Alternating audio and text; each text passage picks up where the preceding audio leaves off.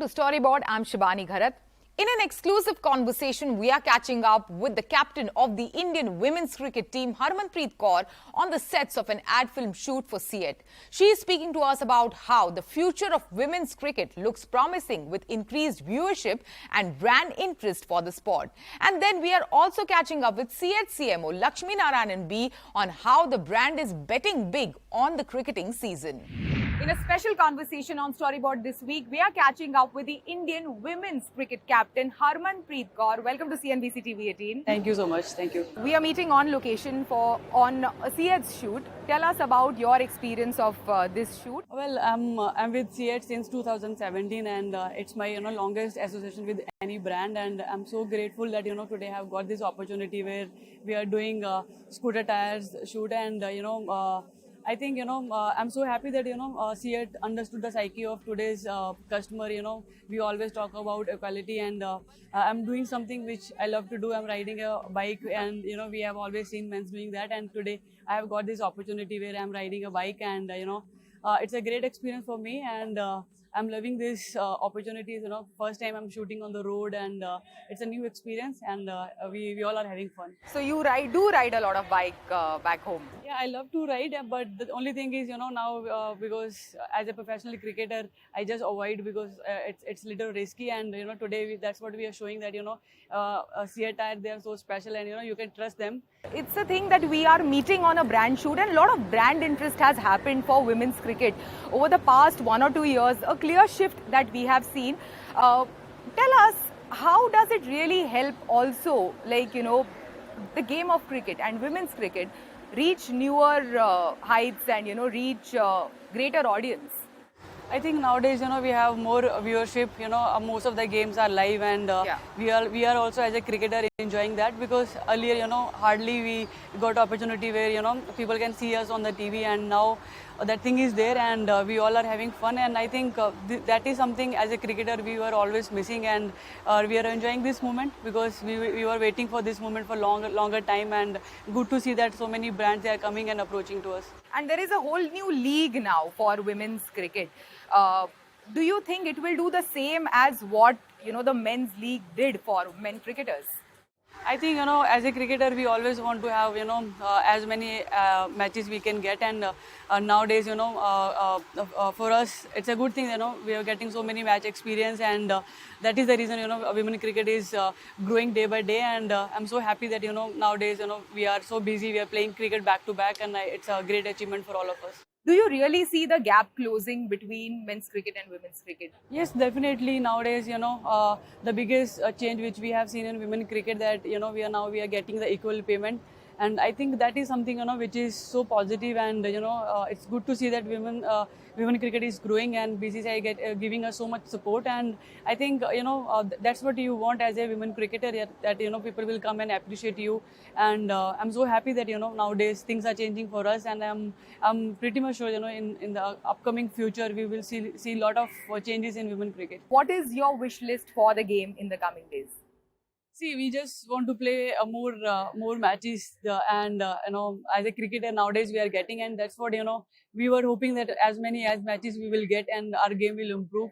And I'm really happy that nowadays these things are happening, and the most important thing is nowadays all the games are on TV, and that is the reason women cricket is getting more vision and more viewership. Now let's chat with Lakshmi. Lakshmi, welcome to CNBC-TV18. Thank you. So Lakshmi, CEAT is betting big on the cricketing season. Tell us more about it.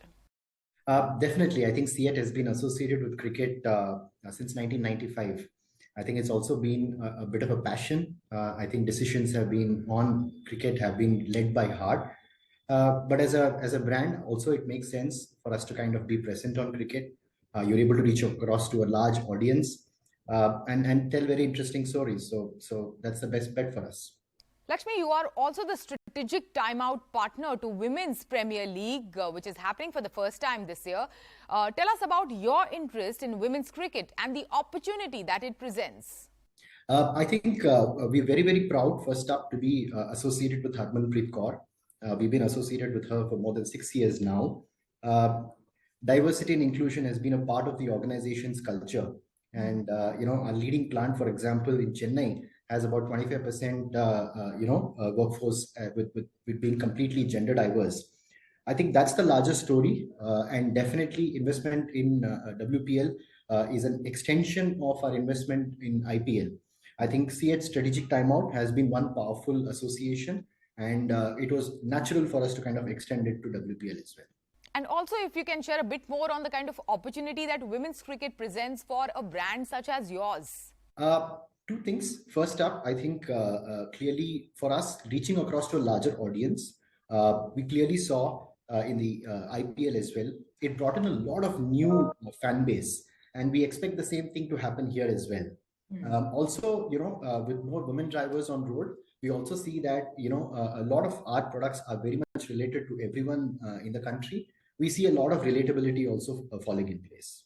CEAT Tires has surrounded their communication around road safety and weaved it with the Indian behavior on the roads for years now. What are the challenges in, carrying this narrative forward year after year for so many years? I think the first important piece is that we found a really sweet spot. I think road insights have been very, very keen for the brand.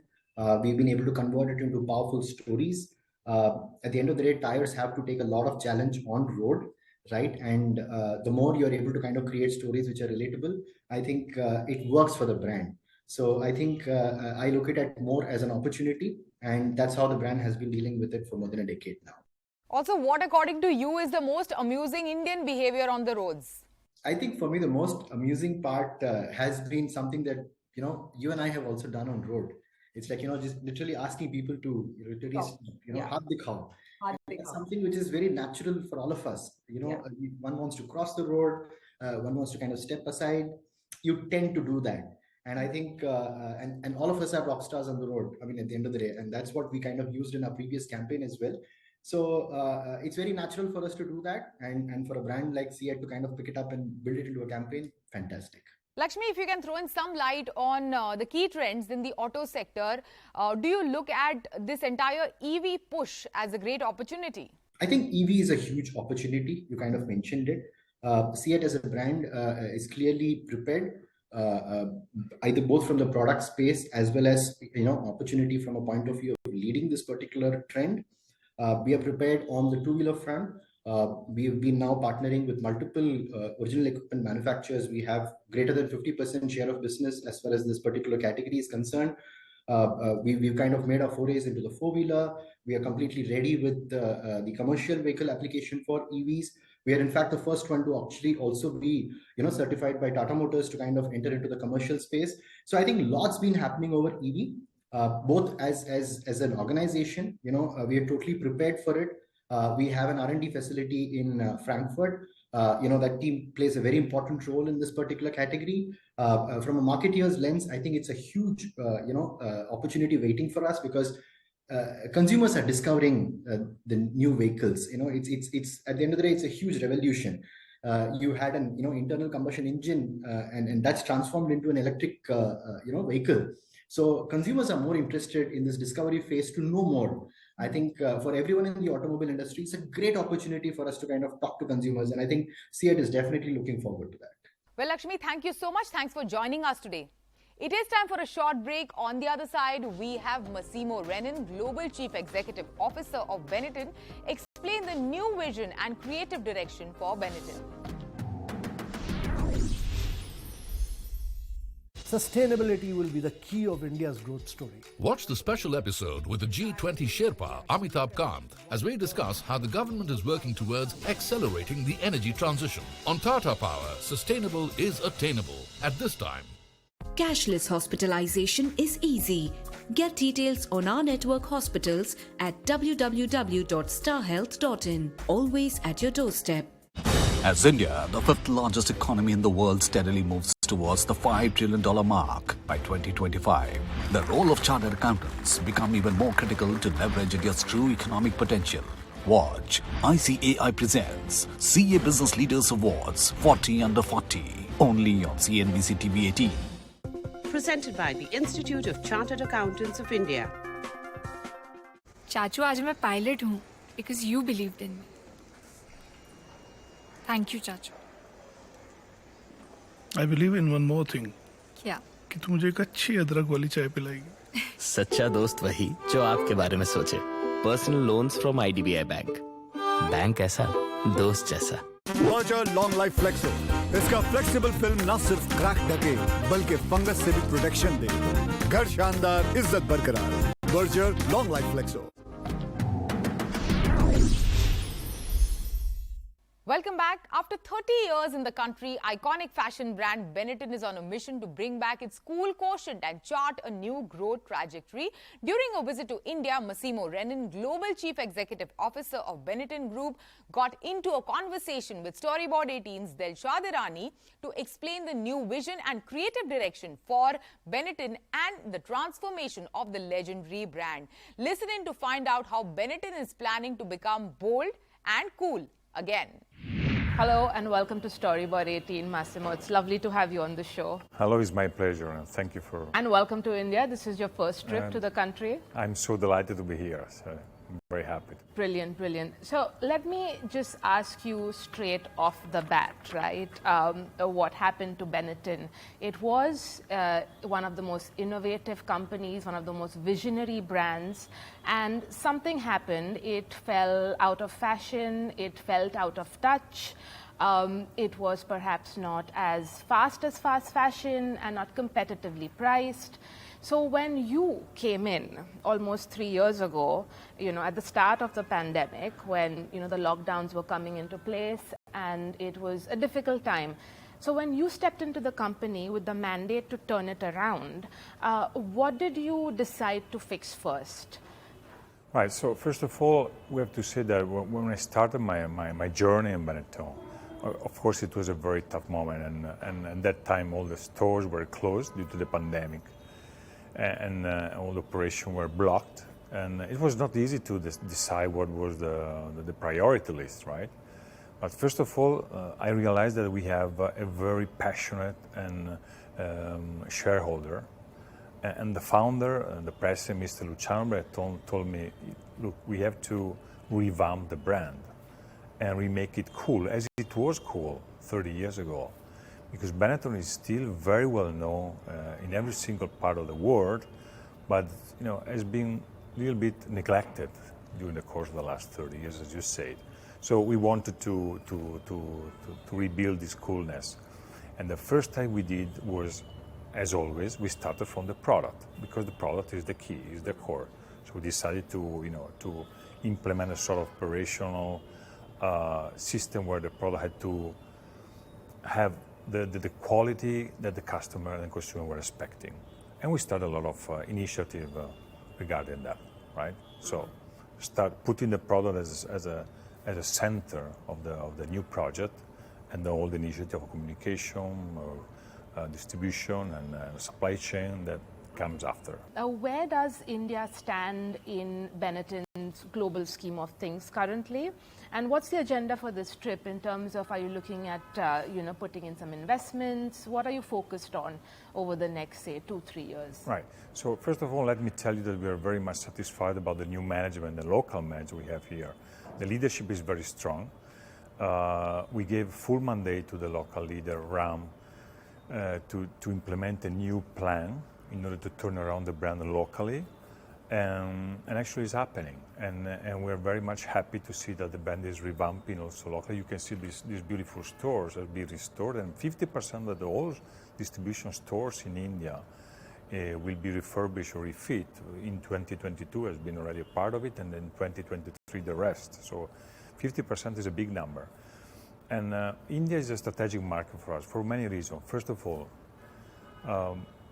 it's been one of the first countries where all the values and principles of the brand have been implemented from the day one. So color, joyful, sustainability, and attention to consumers. And that was a great key factor of success in India. Is after the domestic market is the second largest market we have in the world.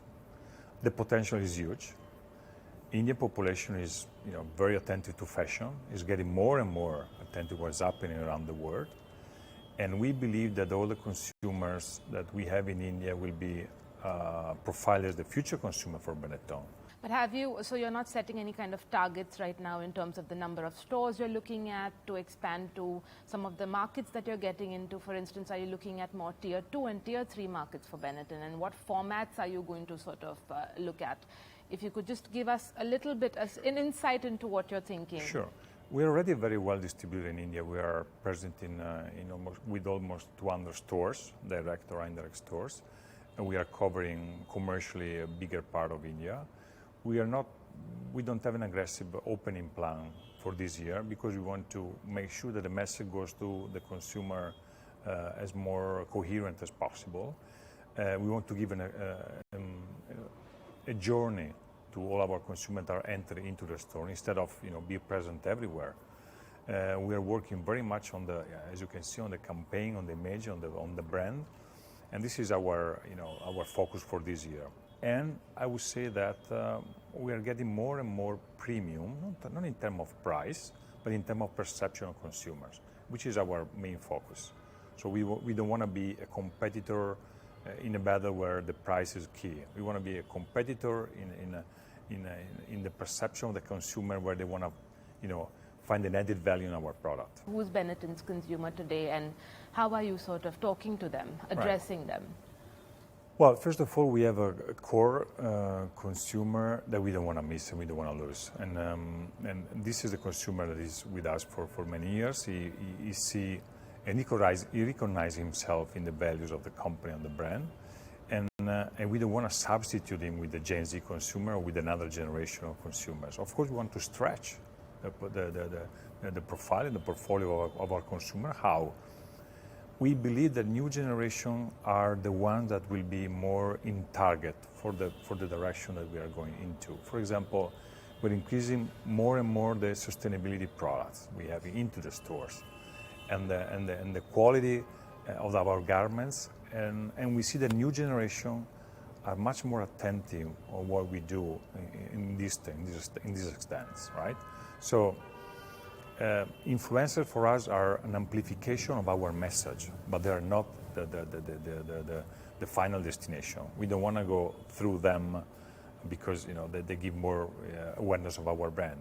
They are amplifying our message, and this message is getting also into the new generation. But again, you catch them with the product. You catch them with the added value that you can put into the product. It's not a matter of price, it's not a matter only to our advertising campaign. We reach them and we engage them if we have a good product for them and a good message for them. Absolutely. Well, thank you so much for your time, Massimo. It was lovely chatting with you. Now, how is Mastercard leveraging its sports sponsorships in India? We find out from Mansi Narasimhan, Vice President and Head Marketing and Communication South Asia, Mastercard, on the other side of this break. Rising India का मेरे लिए मतलब है देश के 125 करोड़ लोगों के स्वाभिमान का राइज होना, देश के आत्मगौरव का राइज होना। आज पूरा विश्व भारत के इस उदय को, राइजिंग इंडिया को मान दे रहा है, सम्मान दे रहा है। ये राइजिंग इंडिया की एक ऐसी तस्वीर है जिस पर हर हिंदुस्तानी को गर्व होगा। Poonawalla FinCorp presents News 18 Rising India Real Heroes. 29th and 30th March on News 18 Network. Presented by Poonawalla FinCorp Limited, enabling dreams. We protect you anywhere, everywhere. Family Health Optima Insurance Plan. Star Health Insurance. Always at your doorstep. Industry experts and eminent thought leaders are congregating to explore how the customer experience can be enhanced through MarTech. Discover how you can leverage MarTech to drive business growth and get insights on this innovation that's the future of marketing. CNBC-TV18, Adobe present Experience Makers. Presented by Adobe.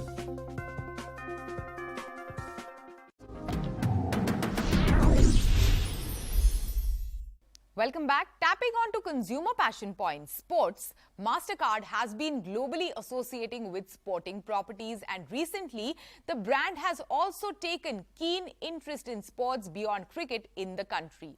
Recently, the brand became the presenting sponsor of Delhi Golf Club Open for the second time, and just a few days later in Mumbai, leveraging its cricketing association for a positive societal and environmental impact, Mastercard chose 22 children to walk alongside the Indian team with potted plants ahead of the first India-Australia ODI match at Mumbai's iconic Wankhede Stadium. The initiative was a part of Mastercard's Priceless Planet Coalition, PPC, which aims to highlight the significance of reforestation to counter climate change. To tell us more about it, we are now joined in by Mansi Narasimhan, Vice President and Head Marketing and Communication South Asia, Mastercard.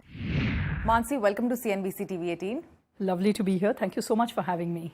Mansi, last week during the India-Australia ODI, children walked alongside the Indian cricket team with potted plants in their hands as a part of your Priceless Planet Coalition, PPC. Tell us more about this initiative, and how did you come up with the idea of having children walk alongside cricketers? I think regarding the Priceless Planet Coalition, I think everyone will agree that the world is facing a climate crisis and all of us need to do our bit. And children are the best sort of emblems or mascots of this, right? We need to leave the world a better place for our children. And this entire thing came very well together. Mastercard has a global initiative called the Priceless Planet Coalition, whose goal is to plant 100 million trees worldwide within the next 4 years. So we are working with an organization called Conservation International, identified several tracts around the world where trees will be planted in a very scientific basis. Now, coming back to the match, the idea was also to create awareness about what we are doing, because as the name implies, it's a coalition. We want people to join us. It's not something that obviously any organization can do on its own. It's a partnership between government entities, non-government, public, private, individuals, foundations, everything. So how do you create awareness of that? And cricket, as you know, is a religion in this country. Anything that's said or done on cricket is like national news. So we had this very good campaign in collaboration with the BCCI, where we said, let these children who were selected via various campaigns walk out onto the field holding these plants. Because I can tell you as a mother and as a marketeer that when children are convinced, the entire family is convinced, So, and also for the children, I mean, it's such a priceless experience. Imagine walking out there, holding the hands of a cricketer. These kids will talk about it for the rest of their lives, and so will their parents and everybody else. A lot of involvement in sports by Mastercard I have seen over the past couple of months beyond cricket, like, in the sport of golf, for example, badminton, for example. Yes. How does it help the brand? How do these sponsorship help the brand? So we sponsored the Delhi Golf Club, the DGC Open, which is part of the Asian Tour. This was the second year in a row. We have Shiv Kapoor as our brand ambassador. And again, what we try and do as a brand is, of course, the branding and the salience is important, but that's kind of table stakes, right? Or as they say in golf, that's par for the course. What we try and do is to extend the brand above and beyond. And I'll just give you 2 examples of DGC because it's so recent. One is we had Shiv Kapoor, our brand ambassador, conduct a golf clinic for women golfers. And for us at Mastercard, diversity in sport is a huge thing. I mean, we ran a very successful, even if I say so myself, campaign for women's cricket. We had MS Dhoni conduct a coaching clinic for young girl and women cricketers, and we extended that to golf. We also, as part of this whole philosophy of doing well by doing good, and the DGC is a stunning location. I mean, even if you know nothing about golf, the location is just beautiful with some historical monuments and peacocks and so on. So we actually got some artists from the Delhi Street Art Collective to paint pictures, had them displayed there, and the proceeds from those sales went to the NGO Akshay Patra, which, as you would know, does a lot of good work with children in schools and so on. So long story short, what I think we try and do with our sponsorships is go beyond the basics and say, how can we bring our brand to life? How can we demonstrate the various facets now, whether that's diversity and inclusion, whether that's about doing well by doing good. In other sponsorships, we've extended the Sonic brand, so the whole multi-sensory bit. And that's our philosophy of sponsorship. So how does it help? I think there are different segments. While yes, I think all of us in India are, or most of us are cricket crazy, there is a huge segment which is interested in golf. And surprisingly, golf is, I mean, the perception is that it's a very elite sport and, restricted to a chosen few. But it's not, and as we sponsored the tournament, there were some very inspiring stories of golfers who are not at all born with silver spoons in their mouth. So those are the ways we could extend this and bring this to life in a way that will truly touch people. And that's, I think, success as a brand and as a market here. Wonderful. Mansi, I heard like a couple of things here, including diversity in sports. Yeah. I'm going to put a pin on that. But first, sponsorships versus advertising, the regular advertising on TV, on digital. Why do you think, as a marketer, sponsorship works better for a brand like Mastercard? Advertising, of course, has certain benefits, when you want to educate people. And I'll give you an example. If you want to educate people about using contactless cards, using their credit or debit cards to tap, then that requires advertising in some form because you're busting myths, right? You're actually having a credible voice speaking to them. Sure. But increasingly we find, the world is an extraordinarily cluttered place, right? Now, whichever medium, and on digital, there's more content than any of us know what to do with. So that's when I think sponsorships come in, So to go back to this point of that kid who's walking out with a cricketer, he's going to ensure that his parents are Mastercard loyalists, for years to come. And I think that effect of, what's called story making versus storytelling, which is good advertising. And we find that sponsorships really, really bind people to a brand. Of course, sponsorships are costly, and we are well aware of that. And that's why I said there are cases where we use advertising. There are cases where we use experiences and sponsorships. And Sure. both are equally valid. Now, coming to diversity in sports, in India, of course, you had a campaign a couple of months ago. Tell us your interest in women in sports, like, sponsoring women in sports. Let's face it, women like us are the minority. We belong to a very privileged section of society where our choices are respected. Many of the women, and that was my personal takeout when we did this campaign called Halke Mein Mat Lo, Don't Take Them Lightly, essentially to get people to watch women's cricket. Because when people watch either in the stadiums or, on TV, on digital, that's when the eyeballs come in, that's when the sponsors come in, that's when the players improve. It's a very virtuous cycle. And I was very gratified to find that there was actually a full house at D.Y. Patil Stadium in Navi Mumbai for the first time. It was a joint campaign done with the BCCI and it was much appreciated. And my personal takeout was, it's incredible how much these women have sacrificed, how hard they've had to fight. Now, I'm not saying men have it easy, but women certainly have it harder. Yeah. And, for me as a woman to be able to shine the light on that was incredible. And then, as I said, we followed it up with sports clinics where Dhoni taught a bunch of young women, promising cricketers. We had Shiv Kapoor teaching a bunch of women golfers. So we always try and see what more we can do to promote women's sport. At what point do you think that, there would be substantial amount of ad expenditure by brands, by companies on women's cricket as much as we see in, let's say, men's cricket?